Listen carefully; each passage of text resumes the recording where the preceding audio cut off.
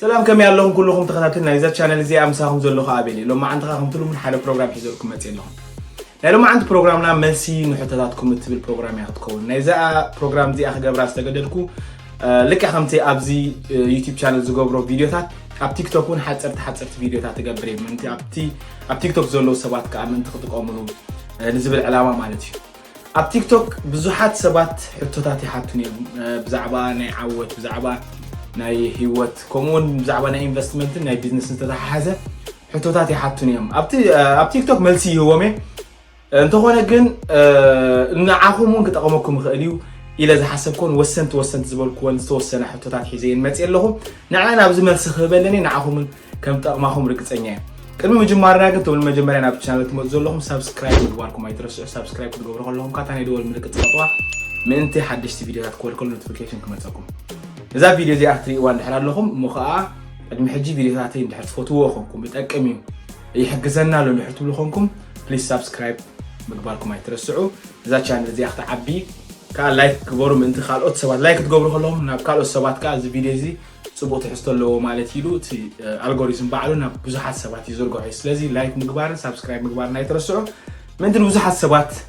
ختأكم نبزحات سبات من أنتي كبت سحز ما دختي كمتي أقدم ما بيلا زبالكم نايلوم مع أنتي حطوتاتنا كاب تيك توك قال سبات زحات حطوتات الله سن أبزخ أنا عقد أماهم لا يعني إذا حسب كون سلزخونا ببحر النت حطوتات كرينا بس خاخنا بلنينا سلسلة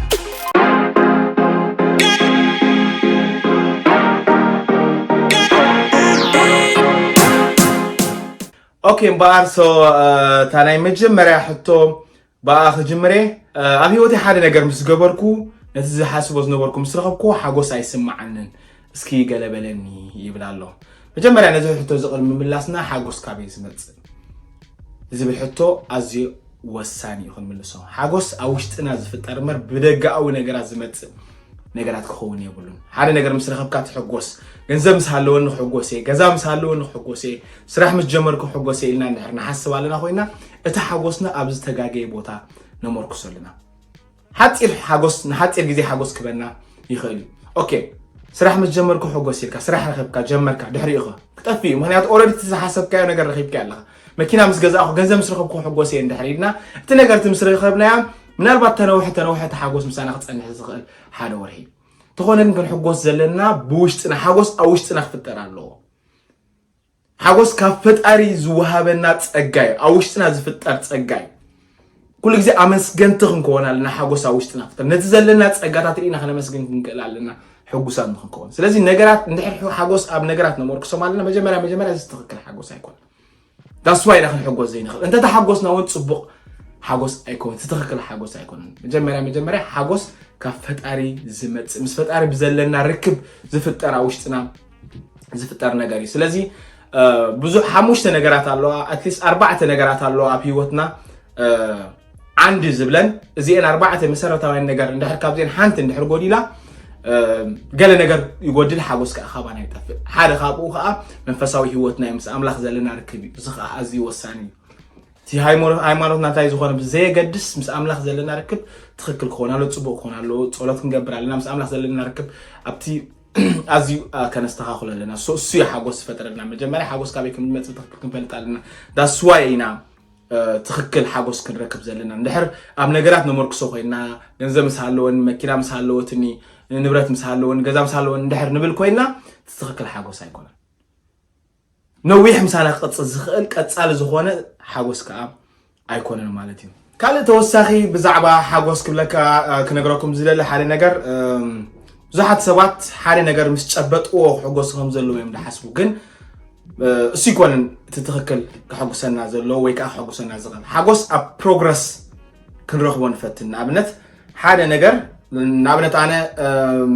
غزاخ غزيون علامه لني غزاخ غزي انا أوشت حموشت عم السريحة حموشت عم تجزخ جزئين إلى بلان أو تين مال أوكي جزا نخ جزا حموشت عمت كسر حلن مش ده حموشت عمت جزا مس جزا أخوك حقوسي لخ حسب يبلين جزا نخ جزء أول حين ده $100 ويكا حموشت $100 سيف جبر الله خوينا እቲ ፕሮግረስ እቲ ጉዕዞ ንገዛ ንክገዝ ዝገብረሉ له ጉዕዞ ኣብ ነፍስ ወከፍ ጉዕዞ ሕጎስ ክኽላለኒ ምክንያቱ ነፍስ ወከፍ ጉዕዞይ ናብቲ ዝደልዮ ዘለኹ ከብፅሓኒ ዝኽእል ጉዕዞይ ስለዚ ኣብቲ ጉዕዞ ኣብቲ ንክንበፅሖ እንደሊ ምስ በፅሓና ደይኮነ ክንሕጎስ ክንፅበል ኣለና ኣብቲ ፕሮግረስ ኢና ክንሕጎስ ዘለና ምክንያቱ ምስ በፅሕካ ኢላ በፂሕካ በቃ ዳሲ ትገዛ ሓደ ሰሙን ወይ ሓደ ወርሒ ክትቅመጦ ኢኻ ድሕሪኡ ክትለምዶ ኢኻ ዳሲ ክጠፊ ድሕሪኻ ካል ነገር ክደሊ ኢኻ ስለዚ ዝነውሐ ግዜ ኣብቲ ፕሮግረስ እዩ ዘሎ 5 ዓመት ገዛ ንክትገዝእ ትሰርሕ ኣለኻ 5 ዓመት ትስዕር ኣለኻ ኣብዚ ጉዕዞ ክትሕጎስ ኣለካ ኦ ቴንክ ዩ ሴሌብሬት ትገብር እዛ ወርሒ እዚኣ ንገዛ ክግዛእኒ ዝኽእል ጉዕዞ ጀሚረ ኣለኹ 500 ሴቭ ገይረ ኣለኹ ወይ ከምቲ ፕላንካ ዋላ 100 ክኸውን ይኽእል ሴቭ ገይረ ኣለኹ ሶ ኣብ ዝመፅ ዘሎ ወርሒ ሕጂ ኣሰርሕ ኣለኹ ዝጨርሸ ወርሒ ደሞዝ ክሉ ከምኡ እንድሕር ኮይኑ ኩሉ ግዜ ሕጉስ ክትከውን ኢኻ ነዊሕ ግዜ ምሳኻ ክፀንሕ እቲ ሓጎስ ተኾነ ግን ኣብቲ ነቲ ነገር ምስ ረኸብካ እንድሕር ክትሕጎስ ትፅበለኻ ኣብቲ ማቴሪያሊቲ ኣሞርኪስካ ኣለኻ እቲ ነገር ትዝሕር ጠፊኡ ኢኻ ድሕር ደይኮይንኻ ትሕጎስ ኣይትኽእልኒ ኢኻ ትሓዝን ኢኻ ማለት ስለዚ ብዝተኻእለና መጠን ኣብቲ ፕሮግረስ ነቲ ሓጎስ ክንረኽቦ ንፈትን ኢንጆይ ንግበሮ ነቲ ፕሮግረስ ሓቂ እቲ ትኽክል ሓጎስ ግን ከምቲ ኣቐዲመ ዝነገርኩኹም ምስ ኣምላኽ ብዘለና ርክብ ዝፍጠር ሓጎስ እዩ ኣብ ውሽጥና ዝፍጠር ሓጎስ እዩ ብደገ ዝመፅ ዘይኮነ ኣብ ውሽጥና ዝፍጠር ሓጎስ እዩ ሶ ምስ ኣምላኽ ዘለና ርክብ ብምምዕራይ ሓጎስና ንፍጠር ሶ ናብታ ካልአይቲ ሕቶ ክንሰግር ኢና ንዝሓውና እንታይ ዝብል ደሎ ኣእምሮና ሲ ንምንታይ እዩ ቀልጢፉ ነቶም ሕማቅ ኔጌቲቭ ነገራት ጥራይ ነቶም ዘፍርሑ ነገራት ጥራይ ናባና ዝስሕቦም እስኪ ገለበለና ብኸመይ ይኾም ዝገብር ይብለና ኣሎ መጀመርያ ኣእምሮና ከመይ ከም ዝሰርሕ ክፈልጥ ኣዝዩ ኣገዳሲ መጀመርያ ኣእምሮና ክፍጠር ከሎ ንዓና ክውሃበና ከሎ ንዓና ክዕብየና ክልውጠና ወይ ከዓ ሂው ኮሚል ይኮነን ተፈጢሩ ሓንጎልና ንዓና ካብ ሓደጋ ክከላኸለልና ተባሂሉ ተፈጢሩ እዚ ቀሊል ኤግዛምፕል ክበኩም ክእል ዝኾነ ሰብ መፂ ምስ ዘሰንብደና ዝኾነ ዘሰንብድ ነገር ምስ ርኢ መጀመርያ እንታይ ኢና ንገብር ንስንብድ ንሃድም ዝኾነ ኣክሽን ኢና ንወስድ ካብቲ ሓደጋ ክንከላኸል ኢና እንታይ ምዃኑ ኸይርኣና ድሓር ኢና ነረጋግፅ ስለዚ ኣእምሮና ንዓና ካብ ሓደጋ ክከላኸለና ተባሂሉ እዩ ተፈጢሩ ዳስዋ ኢኻ ዝኾነ ነገር ክርኢ ከሎ ኖ እዚ ሕማቕ እዩ ተጠንቀቕ መጠንቀቕታ ጥራይ ዝሰደድና ኖ እዚ ጌጋ እዩ ክትወድቕ ኢኻ ክትመውት ኢኻ ክትሓመም ኢኻ ከምኡን ዓይነት ነገራት ጥራይ ናብ ኣእምሮና ሲሒቡ ዘምፃና እዚ ዝገብሮ ነገር ከዓ ምንቲ ክከላኸለና ኢሉ እዚ ኖርማል ጥዑይ ኣእምሮ እዩ ገለገለ ሰባት ስለዝሰንበዱ ስለዝፈርሑ ስለዝተጠራጠሩ ሕማቕ ነገር ዝመስሎም ኣለዉ ግን እዚ ትክክል ሓደ ጥዑይ ኣእምሮ ዝበሃል ብትክክል ከምኡ ተሰሪሕ ባዕልና ኢና ንኣእምሮና ነዕብዮ ባዕልና ኢና ነሰልጥኖ እንዳደጋገምና ባዕልና ኢና ፕሮግራም ንገብሮ ባዕልና ኢና ነቲ ኣእምሮና ነዕብዮ እምበር ኣእምሮና ኣይኮነን ንዓና ዘዕብየና ስለዚ ኖርማል እዩ እቲ ኣእምሮና ሕማቕ ዘፍርሕ ነገር ዘሰንብድ ነገራት ኔጌቲቭ ነገራት ስሒቡ ከምፃልና ናይ ግድን እዩ ምክንያቱ ንዓና ካብ ሓደጋ ክከላኸለልና ስለ ዘለዎ እንተኾነ ግን እዚ ነገር ዝፈሊጥና እዚ ነገር ዝተረዲእና ባዕልና ኢና ኣጃስት ክንገብሮ ዘለና ባዕልና ኢና ከነማዓራድዮ ከነዕብዮ ከነሰልጥኖ ዘለና መፅሓፍቲ ብምንባብ ኮርስ ብምውሳድ ብምልምማድ ፕራክቲስ ብምግባር ባዕልና ኢና ንغير ሃቢትና ልምድታትና እንዳቀየርና ልምድታትና እንዳማሓየሽና እንዳማዓረና ባዕልና ኢና ከነስተኻኽሎ ዘለና እምበር ኣእምሮና ንዓና ከዕብየና ክልውጠና ሓድሽ ነገር ከምፃልና ኢልኩም ተፈጢሩ ኣእምሮና ሰርሑ ንዓና ካብ ሓደጋ ምሕላው ጥራይ ታሳሰይቲ ሕቶ ብዛዕባ ዲሲፕሊን ባገለበለና ኢልና ሎ ዝሓውና ብዛዕባ ዲሲፕሊን ቀላል መረዳእታ ክህበኩም እዩ ዲሲፕሊን ማለት ሓደ ክትገብሮ ዘይትደሊ ንክትገብር ንነፍስኻ ምግዳድ ማለት እዩ ምናልባት ንጎ ተሲእኻ ናብ ጂም ምኻድ ደስ ዝብል ነገር ኣይኮነን ኩሉ ሰብ ዝፈትዎ ይኮን ንጎ ተሲእኻ ከይድ ዝደሊ ሰብ የለን ግን ንነፍስኻ ክትገብሮ ስለ ዘለካ ፅቡቕ ነገር ስለ ዝኾነ ትውፅኢቱ ኣገዳስ ስለ ዝኾነ ንጥዕናኻ ክትሕሉ ስለ ዘለካ ፖስተርካ ክትሕሉ ስለ ዘለካ ንጎ ተሲእኻ ጂም ክትከይድ ኣለካ ስለዚ ንነፍስኻ እንታይ ትገብራ ተገድዳ እዚ ነገራት እዚ ንዓኻ ኣብቲ ዝለዓለ ደረጃ ኣብቲ ዝበለፀ ቦታ ዘብፅሓካ ናይ ጂም ሮና ባህላ ድፈትዋ እንታይ ትብላላ መሲልኩም ዲሲፕሊን ዘይብሉ ሰብ ኣብ ሪዞርት ከይዱ ክዘናጋዕ ክእል ዲሲፕሊን ዘለዎ ሰብ ግን ነቲ ሪዞርት ኾኑ ነው እዩ ዝብላ ባህላ ኣለዎ ስለዚ እቲ ፅቡቕ ነገር ኣብ ሂወትና ዕውታት ንኽንከውን እቲ እንደልዩ ነገር ንኽንረክብ ንነፍስና ነገድዳ ንኣብነት ቀሊ ኤግዛምፕል ካልኣይ ትኽበኩም ሓደ ሰብ ተምሃራ ይኸውን እሞ ናይ ኮሌጅ ተምሃራ ይኹን ሌትስ ሴይ ብኮምፒውተር ሳይንስ ተምሃራ ይኹን እዚ ሰብ እዚ ነቲ ዝደለዮ ትምህርቲ ወዲኡ ኣብቲ ዕላምኡ ንኽበፅሕ ናይ ግድን ከፅንዕ ኣለዎ ናይ ግድን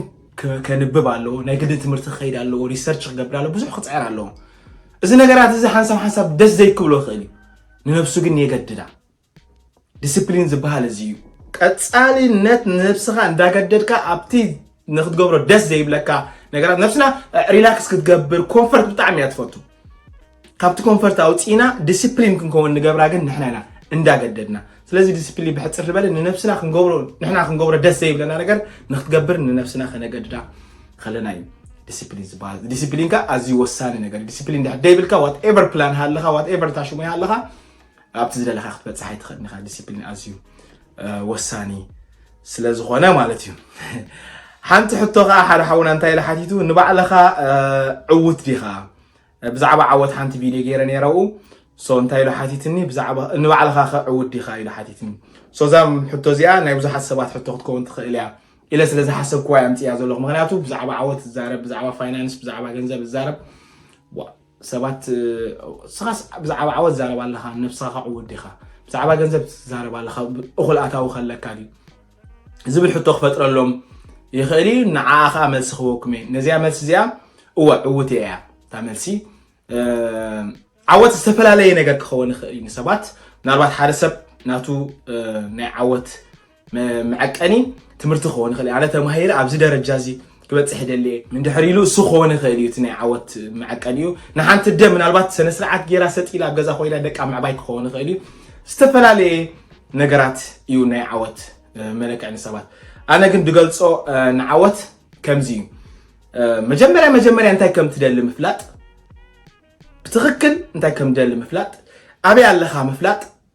ናብቲ መገዲ ናብቲ ክትበፅሖ ትደሊ መገዲ ከዓ ጉዕዞ ምጅማር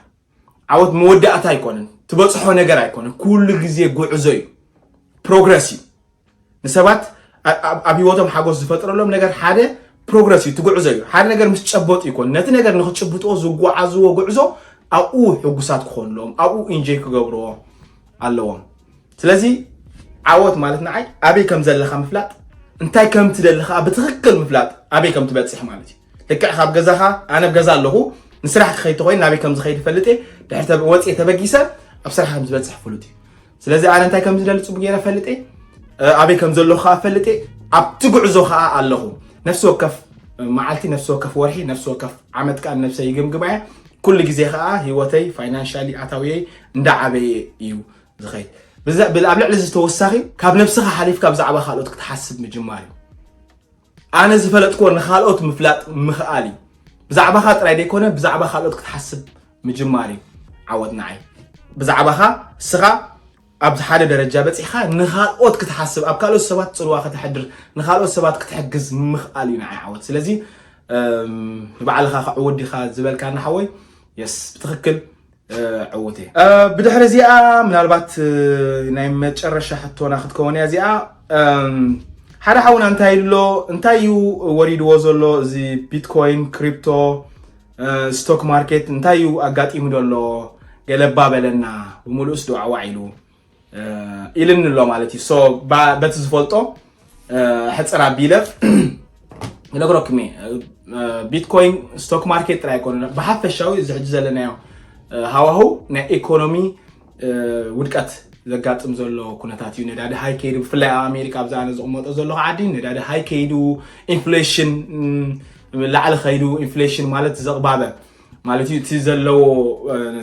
ፍርያትን እቲ ዘለዎ ናይ ገንዘብ ብዝሕን ምምጥጣን ክስእን ከሎ ማለት እዩ እቲ ምክንያት ከዓ ኣብዛ ዓመት እዚ ጥራይ ልዕሊ 40% ናይ ኣሜሪካ ገንዘብ ፕሪንት ስለተገበ ብዙሕ ገንዘብ ፕሪንት ይግበር ኣሎ ሰባት ኣይርድኦም ኒው ስቲሙለስ ቼክ እንዳተባሃለ ብዙሕ ሰብ ይወስድ ነይሩ እዩ ግን ኣብዚ ሕጂ እዋን እቲ ዘሎ ዘቕባበ ምስ ናይ ሩስያ ዘሎ ኩነታት ተሓዋዊሱ ነቲ ኢኮኖሚ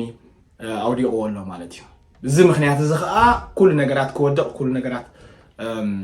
ክወርድ ናይ ግድን እዩ ኣክቹዋሊ ኣነ ንባዕለይ ኣብ ቢትኮይን ገለ ነገራት ወሪድን ኣሎ ምክንያቱ ኣነ ኣብኡ ኢንቨስት ክገብሮ ኢለ ይኹን ትራንዛክሽን ክገብሮ ናብ ካልእ ኢንቨስትመንት ክሕልፎ ኢለ ናብኡ ምስ እተኽቦ ኣጋጣሚ ወሪዱ ግን ኣማራጭ ስለዘየለ ኣብኡ ገዲፈ ኣለኹ ምክንያቱ ክምለስ እዩ ዝብል